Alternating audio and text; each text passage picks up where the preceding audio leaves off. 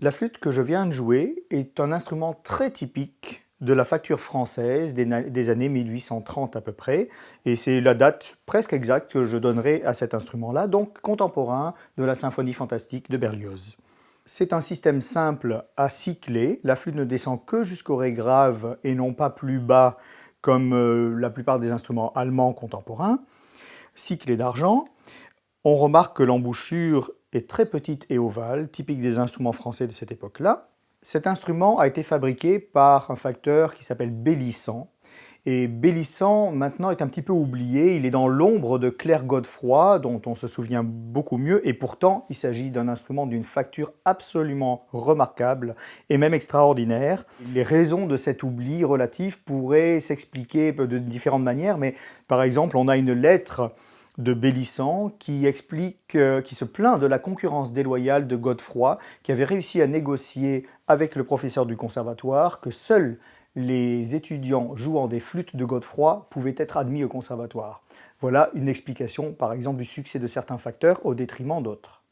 Elle est typique des très bons instruments français de ces années-là, et avec un registre très facile, depuis l'extrême grave jusqu'à l'aigu, par exemple le contrut sort facilement.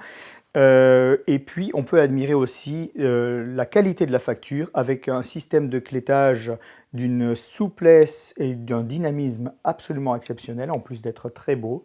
La clé ici avec un petit plateau qui pivote, une invention des facteurs français de l'époque, ce qui est très utile pour bien boucher. Des petits raffinements de facture, comme ici la nacre sur le bouchon, et c'est purement décoratif. Et j'ajouterai enfin que j'ai eu la chance d'avoir cette flûte avec ses 2 cordes d'origine, ce qui permet de jouer à 2 diapasons, puisque à Paris, dans ces années-là, on ne jouait pas au même diapason selon qu'on était à l'opéra, le grand opéra, où l'on jouait plus bas, et à l'opéra dit des Italiens, ou le théâtre italien, où le diapason adopté était sensiblement plus haut.